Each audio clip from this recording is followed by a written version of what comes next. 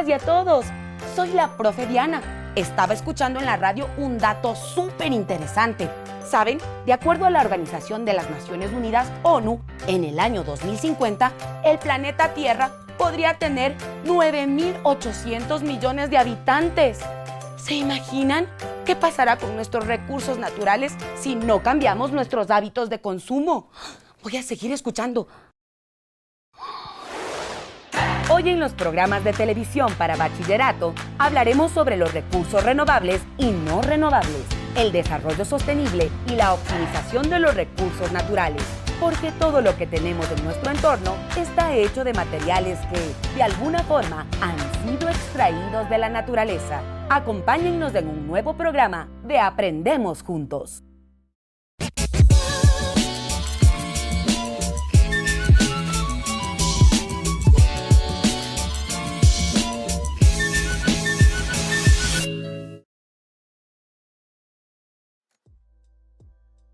Estaba googleando y encontré un video donde una tuerca se mantiene flotando sobre el aire.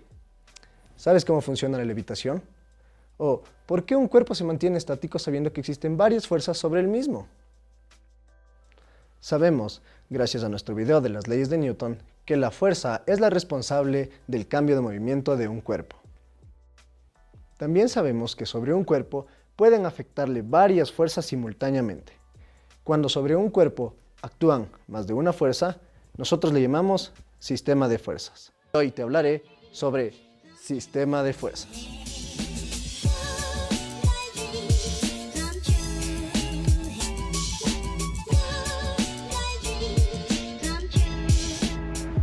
Para entender mejor la clase de hoy, tendremos que revisar los temas de cinemática, leyes de Newton, descomposición vectorial, fuerza normal y de rozamiento. Una fuerza es la que produce la deformación en un cuerpo, o puede alterar su estado de movimiento. También, sobre un cuerpo pueden actuar de manera simultánea varias fuerzas, las que en un conjunto forman lo que se denomina un sistema de fuerzas. Existen principalmente 3 sistemas de fuerzas que veremos más adelante. Galileo y Newton, 2 personajes muy relevantes de la historia, padres de la física, son los responsables de que ahora comprendamos la importancia de las fuerzas sobre un cuerpo para entender su movimiento. En la mayoría de los casos, existen varias fuerzas actuando sobre el mismo cuerpo. Por lo tanto, es de vital importancia que nosotros entendamos cómo funcionan los sistemas de fuerzas. Al sumar analítica o vectorialmente las fuerzas, obtendremos una fuerza neta total o resultante. Conocerla es importante, porque si aplicamos otra fuerza de signo opuesto, lograremos anular la fuerza neta sobre el objeto y mantenerlo en reposo o movimiento con velocidad constante. En esta figura vemos la fuerza 1 y 2 formando un sistema de fuerzas. Estas fuerzas representan a las componentes del sistema. Como puedes observar, la suma vectorial de estas fuerzas forma la representación de la fuerza resultante Fr. Para sumar vectores gráficamente, basta con dibujar el segundo a continuación del primero, respetando los ángulos de cada vector, y así sucesivamente. Luego trazamos una recta desde el origen hasta el último vector añadido, y este será nuestro vector resultante. Los sistemas de fuerzas se clasifican principalmente en 3. Primero, el sistema de fuerzas paralelas en el mismo sentido está compuesta por fuerzas que actúan en una misma dirección y sentido. Lógicamente, si 2 fuerzas paralelas tienen la misma dirección y el mismo sentido, se sumarán sus magnitudes para obtener la fuerza resultante. Segundo, el sistema de fuerzas paralelas en sentido opuesto está compuesto por fuerzas que actúan en una misma dirección pero en sentido contrario. Para conocer la fuerza resultante, se restarán sus magnitudes, y el signo dependerá de la fuerza mayor. Tercero, el sistema de fuerzas concurrentes o angulares. Está conformado por varias fuerzas con distintas direcciones. Para hallar analíticamente la fuerza resultante, debemos trabajar con fórmulas trigonométricas, para así poder descomponer las fuerzas angulares en los componentes de cada eje perpendicular, y finalmente trabajar en coordenadas rectangulares. Hagamos un ejercicio.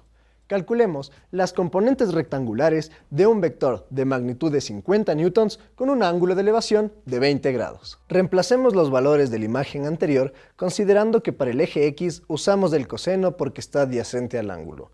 Nos quedaría f de x igual a f coseno de teta igual a 50 newtons por coseno de 20 grados igual a 47 newtons.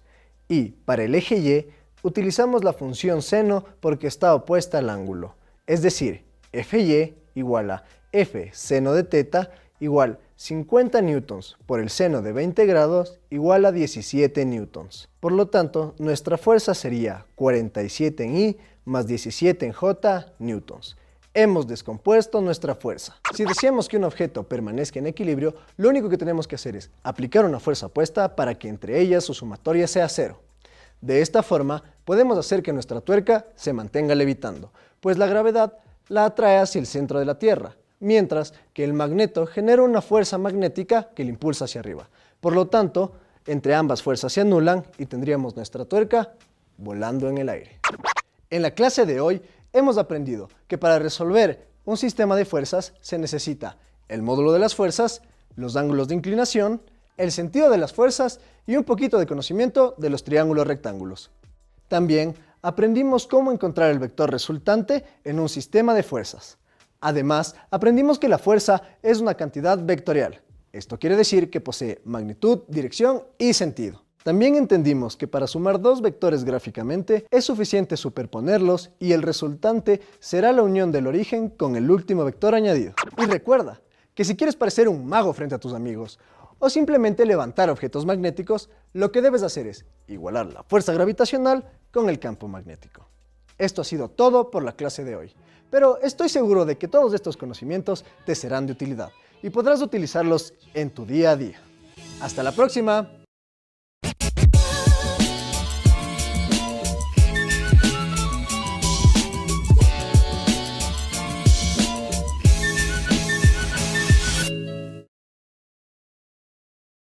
Qué importante es tener detectores de humo en los laboratorios de química. Los detectores de humo iónico detectan rápidamente el fuego, salvaguardando las vidas humanas y el patrimonio. Los detectores de humo iónico tienen una alta sensibilidad, pero ¿en qué basan su funcionamiento para tener dicha característica? Pues en la radiación que emite el americio 241. Ciertamente el estudio de la radiación y de los elementos radiactivos han sido muy importantes en la historia de la química. En nuestro caso fue trascendental para seguir estudiando la estructura interna del átomo. Rutherford estudió las partículas alfa con carga positiva, las beta con carga negativa y las gamma sin carga. De estos tres tipos, la que permite avanzar en el conocimiento de la estructura interna del átomo es la radiación alfa. La misma que hace funcionar al detector de humo iónico también es usada en tratamientos de cáncer, eliminación de la estática, industria espacial y otros. Hoy en nuestra clase de profe youtuber de química hablaremos del modelo atómico de Rutherford.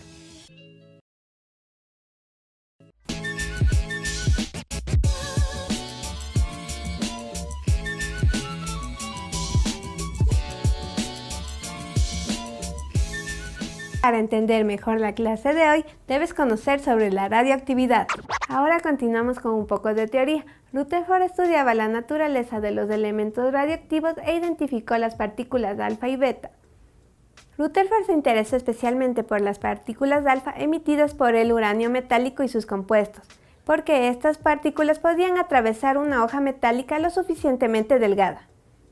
Pero al aumentar unos milímetros del espesor, estas ya no podían atravesarla, sino que eran absorbidas o rebotadas. Pero, ¿por qué al aumentar el espesor, las partículas ya no podían atravesar e incluso eran absorbidas o rebotadas? ¿Por qué sucedía ese fenómeno con las partículas alfa? ¿Acaso los átomos tenían una estructura atómica diferente a la que sugería el pudín de pasas de Thomson? ¿Qué nuevo modelo atómico sugirió Rutherford para explicar este fenómeno? Responderemos de estas preguntas explicando el experimento que empleó Rutherford para identificar las partículas alfa y su comportamiento. Así comprenderemos el modelo atómico que propuso. Rutherford estudió la naturaleza de los elementos radiactivos sometiéndolos a un campo eléctrico, donde observó que las partículas alfa y beta se desviaban en sentidos opuestos. Y concluyó que las partículas alfa tienen una carga positiva y una masa igual al núcleo del átomo de helio. Y las partículas beta tienen una carga negativa y son electrones de alta velocidad.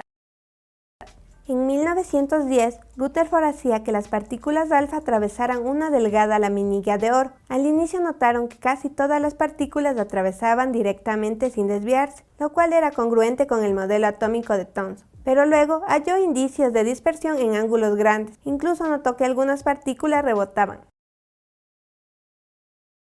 Si el modelo de pudín con pasas de Thomson era correcto, al bombardear a un átomo con las partículas alfa que tiene una alta velocidad, las desviaciones deberían ser mínimas. Rutherford propuso que la mayor parte de la masa del átomo y toda su carga positiva residía en una región muy pequeña, extremadamente densa, a la que llamó núcleo. La mayor parte del volumen total del átomo era espacio vacío en el que los electrones se movían alrededor del núcleo. En el experimento de dispersión de las partículas alfa, la mayor parte de estas pasan directamente a través de la laminilla, ya que no topan con el diminuto núcleo, simplemente atraviesan los espacios vacíos del átomo. Ocasionalmente, una partícula alfa se acerca mucho a un núcleo de los átomos de oro, donde la repulsión entre el núcleo del átomo de oro altamente cargado y la partícula alfa es lo bastante fuerte como para desviar la partícula alfa menos masiva. Siguiendo con cuidado, se pudo estimar que el tamaño del núcleo es 10.000 veces más pequeño que el radio del átomo.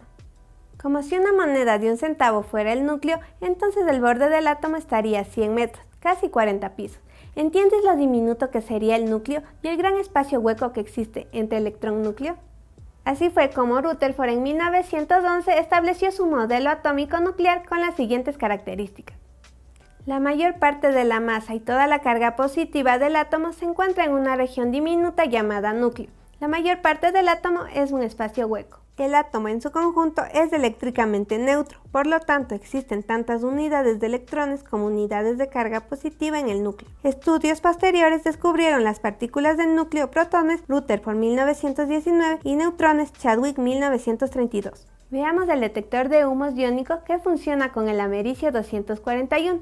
Cuando se emite la radiación alfa, esta ioniza el aire, haciendo que se produzca una pequeña corriente eléctrica permanente, la cual al detenerse con el humo emite la alarma. En la clase de hoy hemos aprendido que Rutherford trabajó con las partículas alfa que tienen una carga positiva y las partículas beta que tienen una carga negativa igual que los electrones.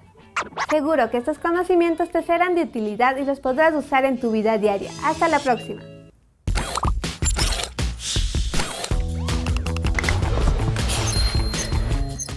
¡Atención! ¡Atención! A continuación, información importante.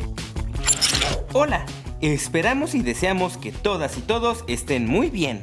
Las noticias sobre el coronavirus pueden tenerte preocupado, inquieto, confundido o tal vez con un poco de miedo. Pero sabes, sentir todo eso es normal. No solo las niñas y los niños sienten esas emociones, también los adultos. Es importante saber que hay muchos biólogos, médicos, químicos y científicos en todo el mundo que están trabajando para que muy pronto esta nueva enfermedad esté controlada, para hacer la vacuna y los medicamentos adecuados para combatirla. Si tienes dudas o sientes algo que te inquieta, platícalo con tus papás, cuéntales todo lo que te preocupa y pídeles que juntos investiguen, aprendan y sepan qué pueden hacer. Mantenernos bien informados con información cierta ayuda a sentirnos mejor. Recuerda las medidas de prevención: lavarse muy bien las manos, toser y estornudar tapándonos con el antebrazo y limpiar los lugares en los que estamos durante el día. Limpiar constantemente los objetos que más utilizamos, como por ejemplo los juguetes y los controles de la televisión. Eso ayuda a evitar contagios y a protegernos a nosotros, a nuestros seres queridos y a los más vulnerables.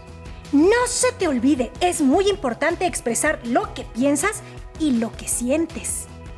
En 11 Niñas y Niños, ¡te queremos mucho!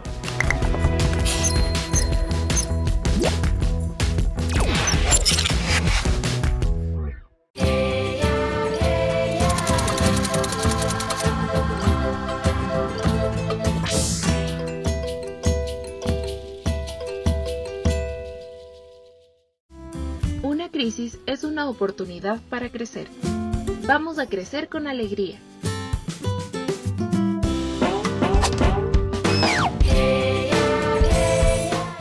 Juntos aprendemos y nos cuidamos. Frente a la emergencia sanitaria, la educación continúa.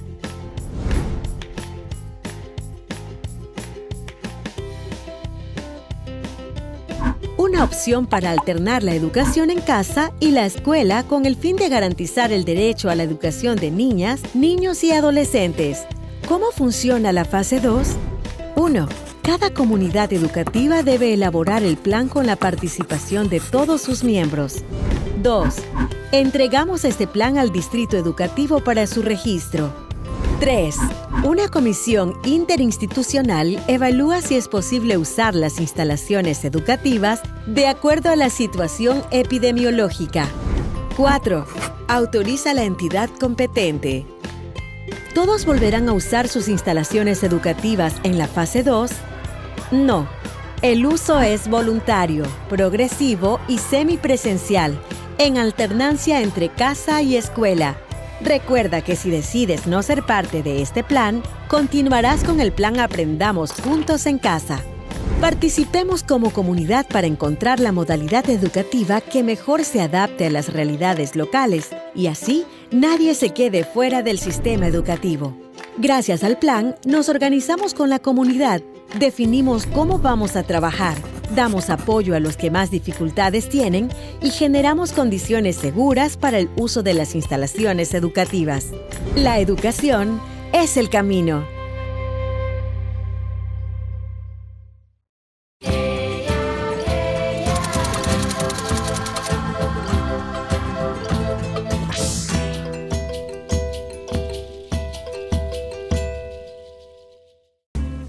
Mientras ustedes estaban mirando ese chévere programa, yo estaba pensando cómo optimizar recursos, cómo cambiar nuestros hábitos, nuestra forma de consumir. Y saben, investigué que hay recursos renovables y no renovables. Los renovables son recursos inagotables, como el sol, el aire, el agua. Los no renovables son recursos que no se reponen, como el petróleo, el gas natural, el carbón u otros. Bueno, ya les sigo contando sobre eso. Mientras tanto, Lore, ¿sabes? El otro día me quedé pensando y quiero que me expliques qué es el interés superior. Hola, profe Diana. Hola, chicas. Hola, chicos. Hoy les voy a explicar qué es el interés superior. El principio de interés superior del niño es un conjunto de acciones y procesos enfocados en garantizar el desarrollo integral de niñas, niños y adolescentes. Esto significa que las niñas, los niños y adolescentes tienen derecho a que antes de tomar una decisión que les afecte, se adopten aquellas medidas que promuevan y protejan sus derechos.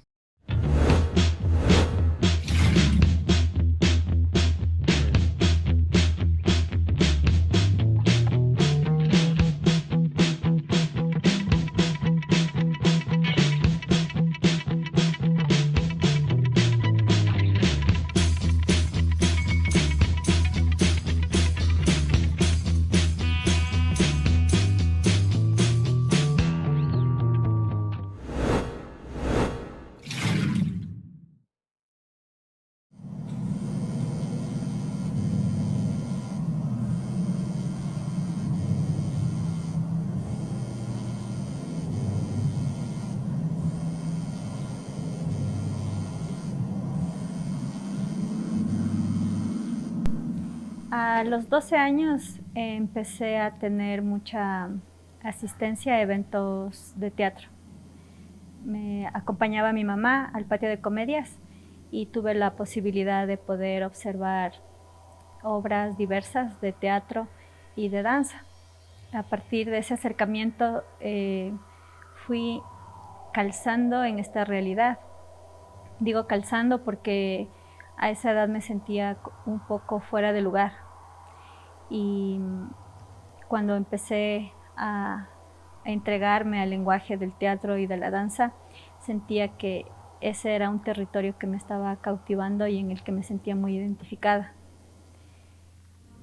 Todos los momentos que viví como espectadora me permitieron inquietar mi espíritu creador, que ahora siento que está como muy abrigado de todas las experiencias iniciales que viví.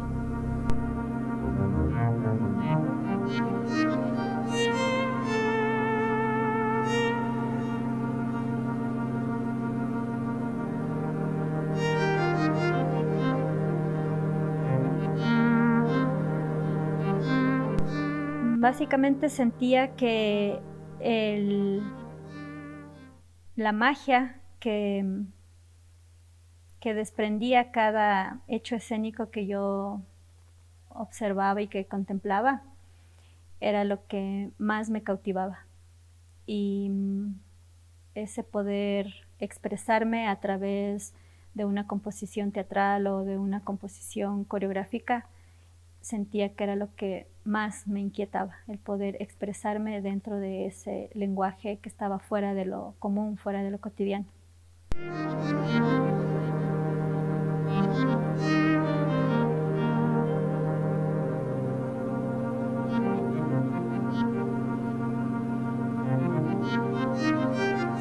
Fue una decisión escondida de mi núcleo familiar.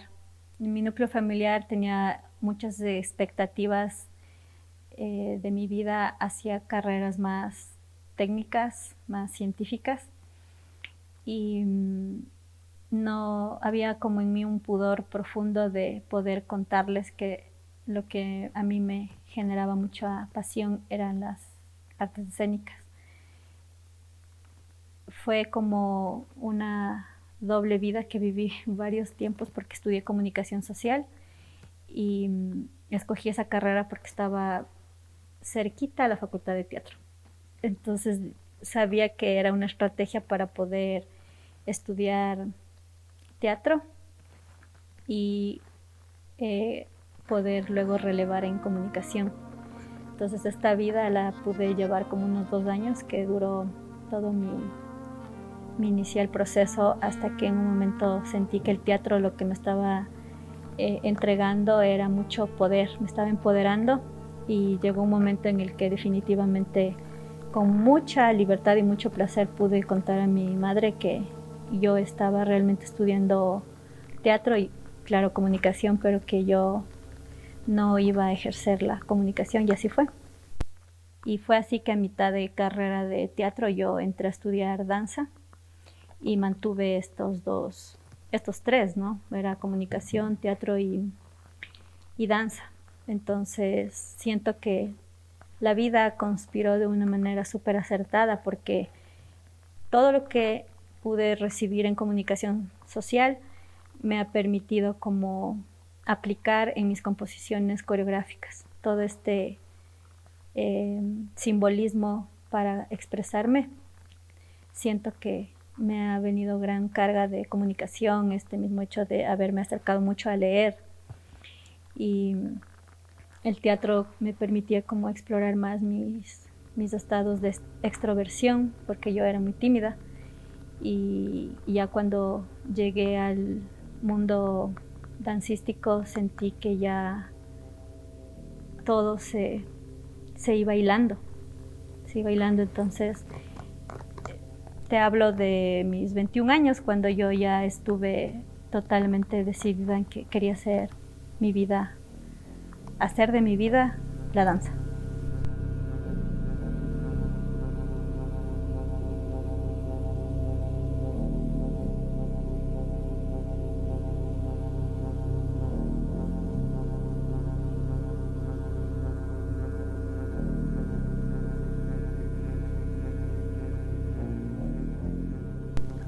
Una transmutación constante.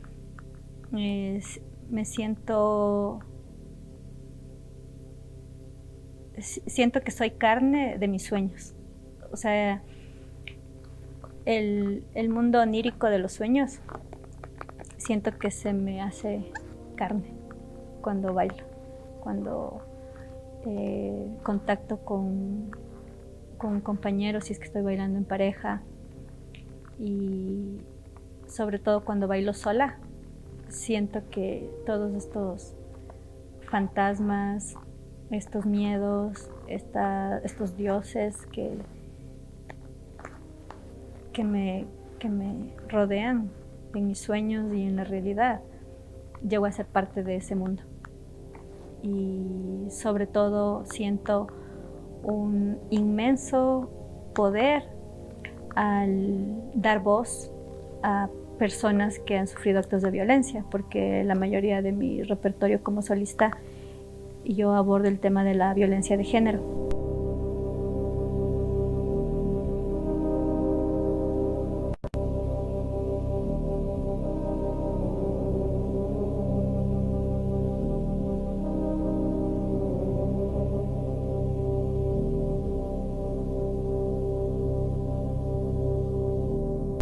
Lo que la danza me ha entregado es mucha valentía, es mucho silencio.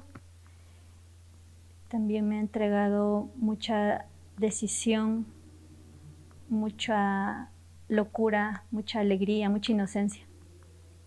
Y me ha regalado el poderme entregar con mucha ingenuidad al acompañamiento a mis hijos y poder recibir de ellos materiales inmensos y misteriosos para yo poder crear, y que mis temas, que por lo general, como les menciono, son duros, ¿no?, difíciles de aceptar en lo cotidiano, que pueda yo transformarlos en unos juegos y en esos juegos denunciar con decisión, con una tierna decisión. Entonces siento que la danza lo que a mí me entrega día a día es tomar decisiones con ternura.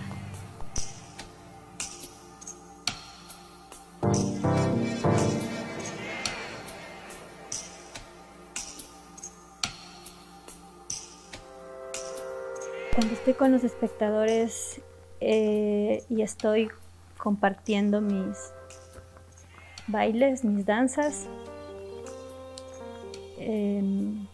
siento que son unos engranajes de energía. Al inicio, cuando yo recién empecé a bailar, era como que sentía que me costaba tener presente la energía del espectador. Sabía que estaban físicamente, pero mi trabajo estaba como más resumido en escena. Y siento que ahora, a través de este encuentro de rituales de sanación, que siento que es de eso mis provocaciones bailadas, es importante, aunque yo no les vea porque sufro de miopía, pero el poder ver los ojos de sus almas al yo bailar, siento que hay ahí como un encaje de energías.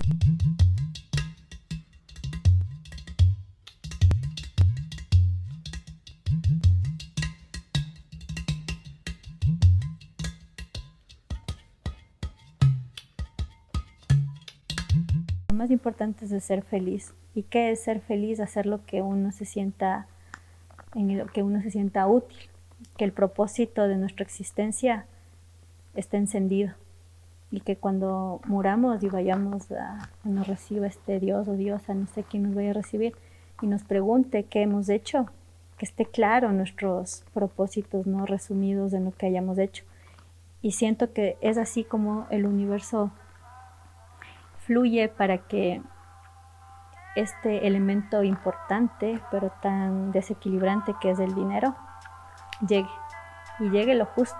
Y llegue con mucha gratitud y dignificando ese trabajo.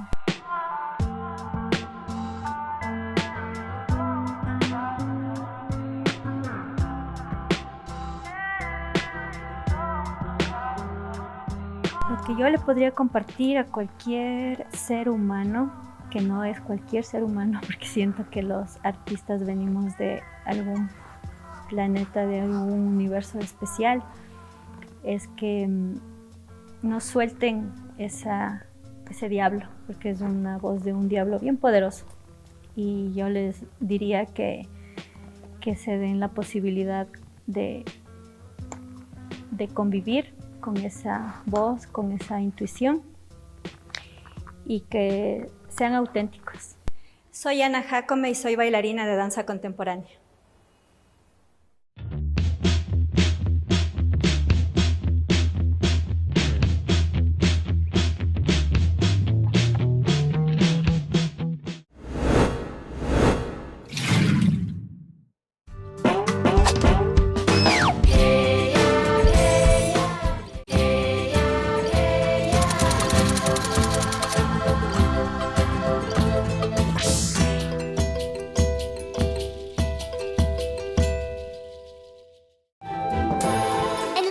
Taller de Papo, yo, Romina, seré Papo. sapo. Entonces, no te pierdas el cuento Los lentes de las abuelitas, de Leonor Bravo. Los esperamos. Qué divertido.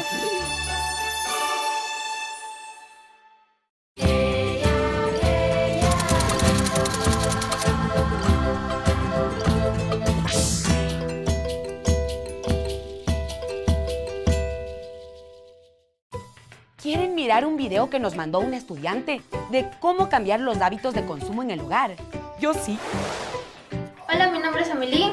Y yo soy Nicole. Y hoy les vamos a presentar técnicas que tenemos en mi casa para tener un mundo más sustentable.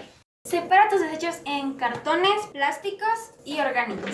Al ir a la tienda, trata de usar tus propios fundos de tela. Evita las de plástico. Esta no. Si tienes en tu casa desechos peligrosos como celulares, focos, pilas o baterías, llévalos a tu punto limpio más cercano. No los juntes con la basura normal, ya que esta puede contaminar mucho. Escoge productos que sean socialmente responsables. Busca las etiquetas que digan que son buenos con el medio ambiente y que sean justos con sus trabajadores. Y no le hagas tanto caso a las marcas. Al comprar, prefiere productos frescos, locales y de temporada. Evita desperdiciar comida, agua y energía. Sigamos aprendiendo sobre optimización de recursos. Una profe nos va a hablar sobre qué es el desarrollo sostenible. Hola chicas y chicos, mi nombre es Sheila Serrano y les voy a conversar un poquito de desarrollo sostenible. A fines del siglo pasado, las prácticas económicas, políticas y de las industrias estaban por un lado acabando con el ambiente y por otro lado generando una serie de conflictos sociales debido al agrandamiento de la pobreza y también las desigualdades. En 1987 se acuña el término de desarrollo sostenible, que básicamente propone generar desarrollo para satisfacer las necesidades de las generaciones presentes, pero siempre procurando que las generaciones futuras también puedan satisfacer sus propias necesidades, respetando al ser humano y también respetando al medio ambiente. Es así como en el 2015 los gobiernos del mundo firman 17 acuerdos para el desarrollo sostenible que esperan cumplir antes del 2030. Entre ellos se cuentan el fin de la pobreza, hambre cero, salud, bienestar, educación, agua para todos, igualdad de género, energía sostenible, trabajo digno, crecimiento económico, búsqueda de la paz, acción por el clima y cuidado del ambiente. Bueno chicos, espero que les haya gustado. Un abrazo. Un estudio realizado por la Organización Mundial de la Salud ubica a Panamá en el tercer lugar en América Latina con la mayor esperanza de vida, y su población de adultos mayores se incrementará paulatinamente en las próximas 3 décadas. Esto significa que para el 2050 tendremos muchos abuelitos con los que podamos compartir.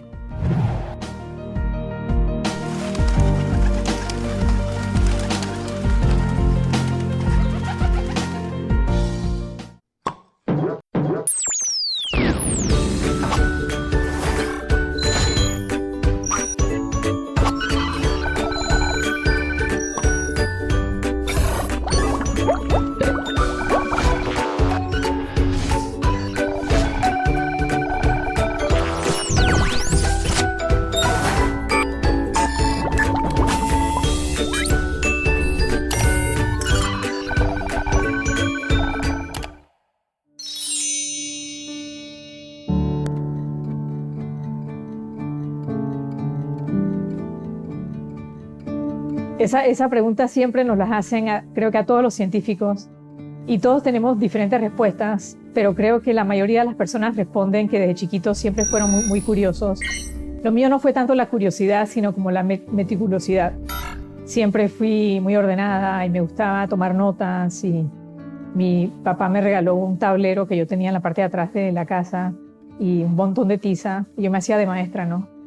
Y le daba clases a mis amigos, a mis primas, a la gente que estaba en la casa, y la gente no le gustaba, ¿no? Pero eso me gustaba a mí, lo que yo aprendía en la escuela lo traía a la casa, y pues me gusta esa parte de la ciencia, la parte que es el orden, la repetición, el llevar registros, observar cosas y tener ese registro y volver a visitarlo y y ver cómo cambian también las cosas sobre el tiempo. Así que era parte de eso, y también ya cuando estoy un poco más mayor en la escuela, la ciencia también es un proceso que puede ser, la ciencia de laboratorio por lo menos, es una ciencia muy solitaria, y estás trabajando tú con algo que después compartes con varias personas. Entonces yo siempre de niña fui muy introvertida, y esa parte me gustaba también, de no tener que trabajar con otras personas, pero más bien trabajar en una cosa muy particular que luego yo compartía con otros. Esas dos características creo que me llevaron a la ciencia.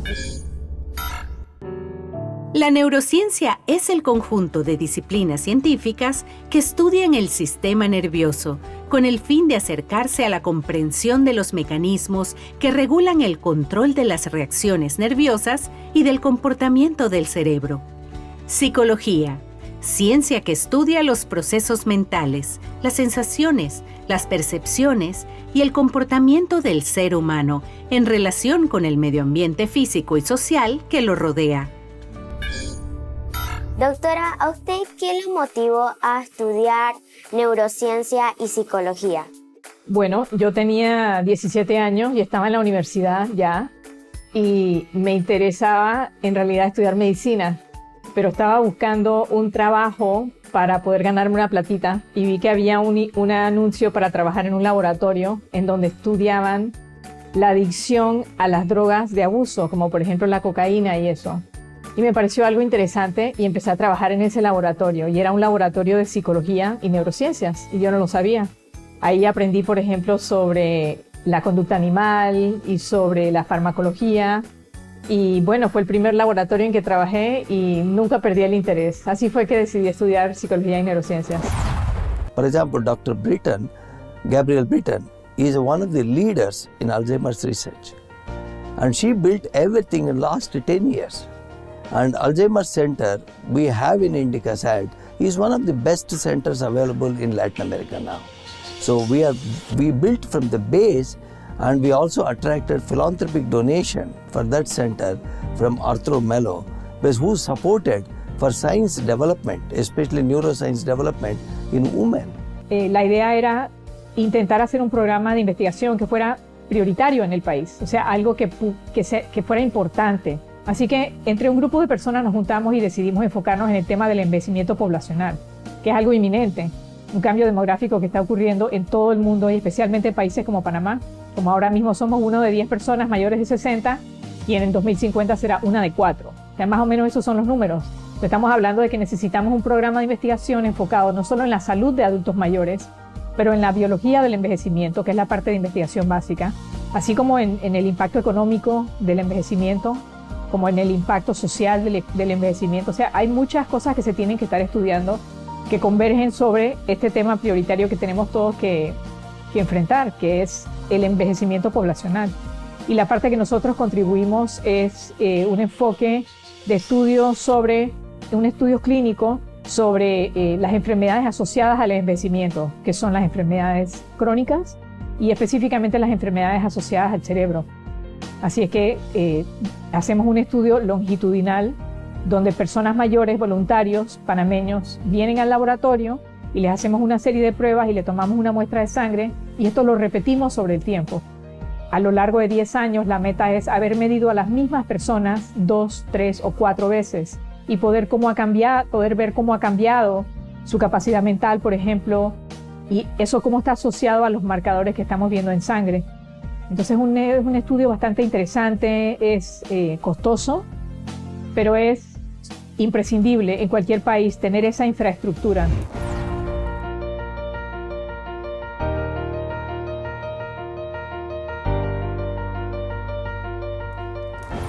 Me siento satisfecha de estar en este centro, ya que yo vine como alumna y he quedado como instructora. Y en realidad es una satisfacción para uno poder ayudar al adulto mayor a aprender cosas, y además le sirve para económicamente. Y le exhorto al adulto mayor no quedarse en la casa, porque nosotros no hacemos nada con estar viendo para el techo. Llegué aquí hace muchísimos años, cuando me jubilé, y alguien me invitó, y Bueno, vine y he estado en el grupo por mucho tiempo y me hace sentir bien, porque en las mañanas, cuando sé que tengo que venir para acá, vengo con mucha alegría, porque me encontré con mi compañera a aprender, porque he aprendido muchas cosas que quise hacer en mi juventud, pero no lo pude hacer, como hacer pollera, toda esta cosa de que las cuestiones típicas. Yo me siento muy contenta, yo no me veo metida en la casa. Invito a la gente que no se quede en su casa, porque la verdad que mirando cuatro paredes o viendo televisión no es nada como venir a compartir. Mi faceta, ¿no? Mi faceta es la de manualidades, ¿no? Y la de tembleques. Aquí yo les enseño a cómo cortar el alambre, cómo unir, cómo verse una flor lo más natural posible, porque no solamente es meter perlas, es buscar la caída del pétalo para que se vea natural, ¿no? Acercar lo más posible a la naturaleza. Así que yo los invito para que compartan esta alegría que yo tengo, esta paz que me brinda y esta serenidad de estar con mis compañeras que estamos aquí. Yo tengo 66 años, o sea, estoy como quien dice casi nueva. La vida es corta y hay que activarse, hay que tener motivación, un buen estilo de vida, y el mejor estilo de vida es compartiendo pues la salud con la educación física. Aquí se desarrolla ejercicio básico funcionable con la flexión, extensión, torsión y respiración, donde contemplamos realmente el relajamiento entre nosotros para tener mejor calidad de vida.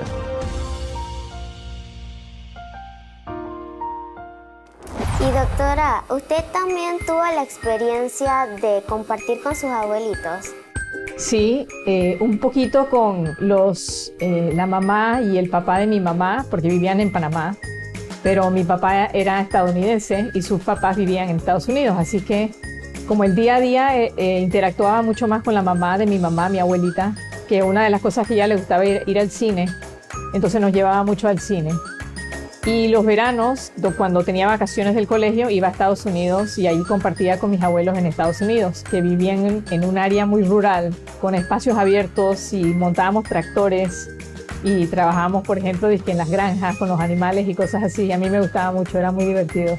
Yo tengo a mi abuelo y tiene 91 años y yo quisiera que me durara para siempre. Bueno, si ya tiene 91 años, tienes mucha suerte, porque ha vivido más de una década, más de lo que se esperaba vivir una persona común y corriente, lo normal, ¿sí? O sea que si tu abuelo tiene 91 años, tienes una familia longeva. Y eso es positivo, porque 91 años es mucho tiempo. Imagínate que hace 50 años no vivíamos más de 60 o 65 años. Así que estamos viviendo mucho tiempo. La neuropsicología es la ciencia que estudia los efectos que producen una lesión o daño cerebral en las estructuras del sistema nervioso central. Estas lesiones provocan cambios en los procesos cognitivos, emocionales y psicológicos. Es una especialidad que converge entre la psicología y la neurología.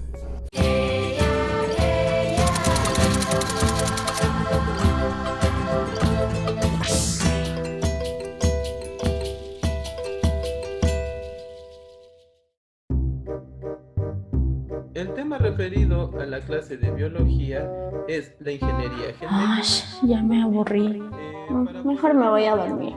Sí, me voy a dormir. Varios conceptos sobre genoma, genética y eso ya vimos en clase, así que vamos. No desperdicies el tiempo ni las oportunidades. Continúa con tus estudios y sácale provecho a las nuevas formas de aprendizaje. Hazlo por ti, por tu futuro y por tu país. Juntos aprendemos y nos cuidamos. Estamos contigo para que cumplas tus sueños con fichas pedagógicas en radio, televisión, vía web o telefonía celular. Ministerio de Educación. Sembramos futuro. A cerrar los ojos. Vamos a aprender tu mente.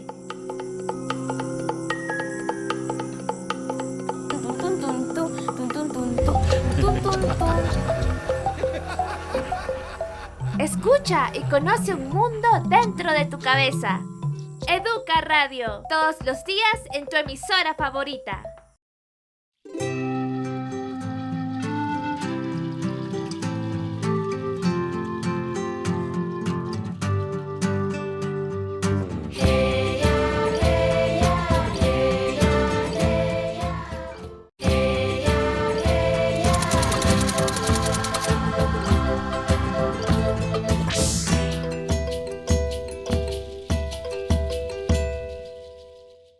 Sí, siempre tuve mucho apoyo de mi mamá y mi papá, una familia que la verdad que me dieron todas las herramientas para poder tener éxito, no solamente en ciencias, pero en cualquier actividad que yo tuviera. Y estoy muy consciente de eso. De muy pequeña me fui a estudiar a Estados Unidos en una escuela alternativa, un colegio alternativo. Estuve interna desde los 14 años. Y fue una escuela alternativa porque las clases eran muy pequeñas, o sea, solamente éramos como entre 6 y 8 o 10 personas por salón. O sea que teníamos una atención bastante uno a uno. Y los cursos de ciencia desde que tengo 14 años han sido de laboratorio. Así que tuve ese privilegio de poder trabajar con personas que me inspiraron mucho desde muy temprano. El hombre se dedica casi exclusivamente a su trabajo de laboratorio y por tanto puede avanzar mucho más.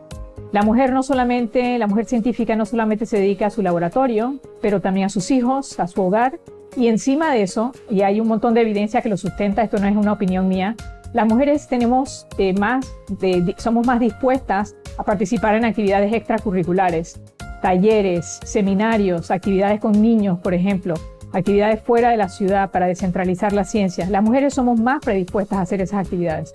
Y en cualquier actividad que tenemos así, en donde tenemos una mesa de trabajo, digamos, con el MINSA, que nos piden una asesoría, o con el MIDES, que nos piden una asesoría, la gran mayoría de las personas en la mesa somos mujeres. Y eso es cierto en todas las áreas de trabajo de Panamá. La gran mayoría del trabajo técnico se está haciendo por parte de las mujeres. Son hombres jefes que se están llevando el crédito, pero en la mesa de trabajo están entre 60 y 80% mujeres, y así es en la ciencia. Entonces, cuando ves los números, por ejemplo, y ves quiénes son los científicos que más son reconocidos a nivel internacional o más citados, entre los primeros 20 hay una mujer solamente. Y cuando miras esa lista, muchos de ellos tienen parejas científicas. Entonces, la pregunta es ¿por qué ellos avanzan y por qué ellas no? Y la respuesta es porque la mujer sigue haciendo la gran mayoría del trabajo no remunerado de casa, hace 40% más del trabajo con los niños, la atención al hogar, la administración del hogar. Eso es una realidad que quizás no sea muy popular entre la gente que piensa que es una opinión expresar eso, pero eso es una realidad. Bueno, primero que si no hubiese sido por la doctora Gabriel Britton, yo no estuviera hoy desempeñando las funciones como tengo de doctor.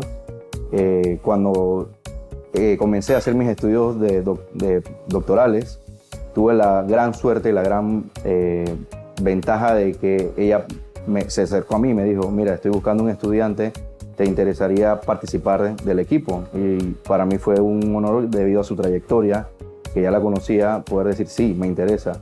Y desde ese momento hemos tenido un desarrollo muy interesante dentro de la ciencia. Ha sido muy difícil. Esa parte sí la tengo que dejar clara, que creo que lo que vale la pena al final es que nos hemos esforzado muchísimo y dentro del equipo la doctora ha mantenido un liderazgo asombroso. Y yo creo que por muchos años he sido el único hombre dentro del equipo y eso para mí ha sido de mucho provecho porque me he podido nutrir de todas las científicas asombrosas que tenemos en Indicasat y soy el tipo de profesional que soy gracias al equipo de trabajo que tenemos, ¿no? Innovadora. En Panamá lo que hacemos es innovador y ha sido de punta de lanza. Una anécdota, hace menos de una semana nos reunimos con una investigadora en Estados Unidos, la cual nos está buscando a nosotros para hacer estudios dentro del área del Darién, por lo que nosotros hemos venido haciendo hace 9 años. Creo que eso es digno de admirar. Ella ha visto nuestras publicaciones, ha visto todo lo que hacemos y no solamente publicaciones científicas, es trabajo publicaciones en el periódico, charlas al público en general. Creo que es un conjunto. De esa forma nosotros hacemos ciencia en Panamá. Y creo que eso es lo que yo tengo que decirle a la doctora Gabriel. Ha sido innovadora, ha venido a Panamá para darnos a nosotros un empuje tremendo y le doy las gracias por eso.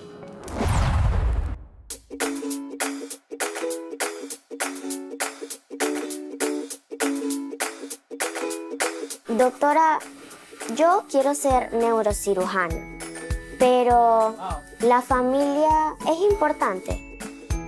Sí, siempre el apoyo familiar es importante. Y si tienes eso, tienes mucha suerte porque la carrera de estudiar medicina y cualquier carrera que toma muchos años requiere de mucho apoyo de la familia y también de las amistades.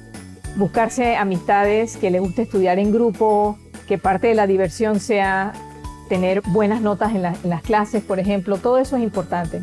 Yo, por ejemplo, siempre tuve el apoyo de mi mamá y mi papá y me considero una persona que ha tenido muchos privilegios de esa manera y me ha ayudado a llegar hasta donde yo estoy. ¿Qué mensaje le da a los jóvenes que quieren estudiar ciencias o otras carreras? Bueno, lo primero es que estudiar es su tarea en este momento, ese es tu trabajo, así que enfócate en eso, eso es la prioridad. Y toma tiempo para divertirte también, mantente sana, come bien, haz ejercicio y comparte con tus amistades. Y lo que tienes que recordar, por ejemplo, es que van a haber momentos difíciles.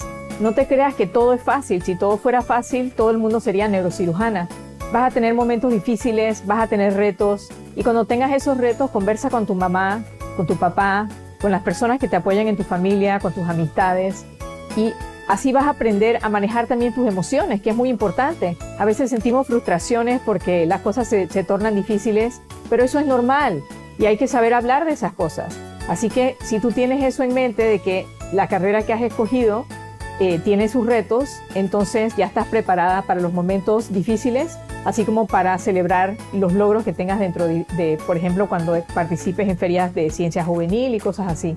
Pero siempre recuerda que tu prioridad es el estudio, siempre. Y cuando te estás divirtiendo, ustedes que están tan metidos en el internet y cosas así, busca diferentes fuentes científicas divertidas y aprende lo que están diciendo y compártelo con tus amistades. Porque esa es una manera muy buena de aprender, cuando tienes que explicarle a otro lo que ya aprendiste.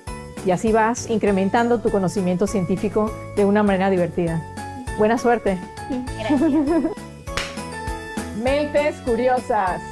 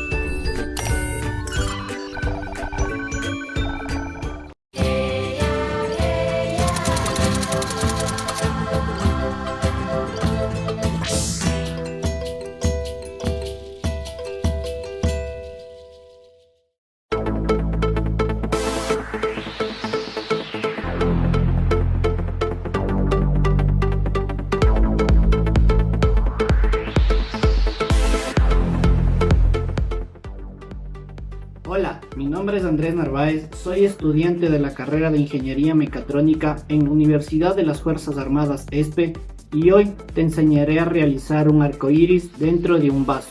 Acompáñame.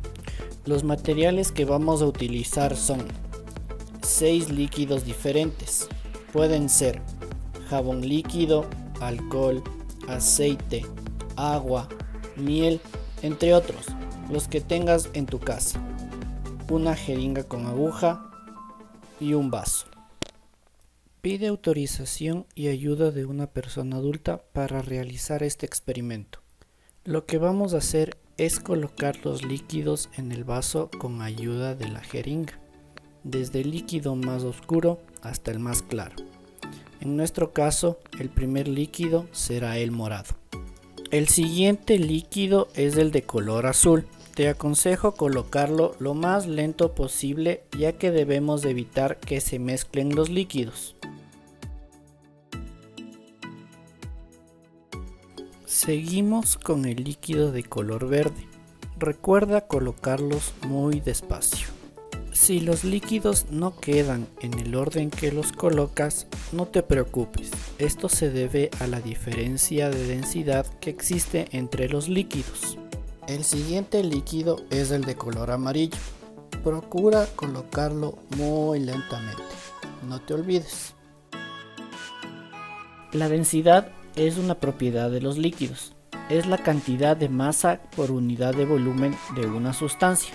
Lo que quiere decir que entre más masa tenga un cuerpo en un mismo volumen, mayor será su densidad. El último líquido que vamos a colocar es el de color naranja. Recuerda colocar muy despacio, ya que debemos evitar que se mezclen. En el vaso se colocarán por sí solos, desde abajo hacia arriba, el líquido que posee más densidad hasta el que posee menos densidad.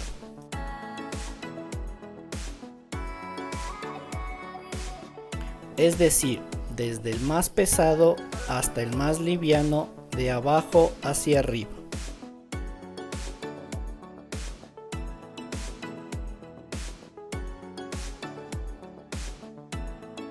Al terminar de colocar todos los líquidos, podrás observar un arco iris de diferentes colores. Si colocamos los líquidos rápidamente o bruscamente, los líquidos se mezclarán, como puedes observar. Gracias.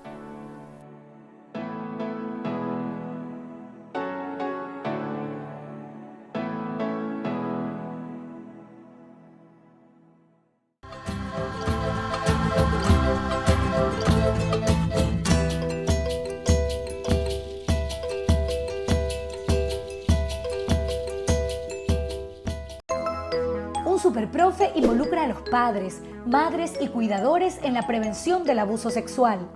Se comunica constantemente con ellos para asegurar que el niño esté bien en todos los aspectos de su vida. Y trabaja con las familias para que fomenten relaciones de confianza con sus hijos y se convierte en los superpadres que ellos necesitan. Un superprofe protege a sus estudiantes del abuso sexual. Ahora que lo ves, di no más.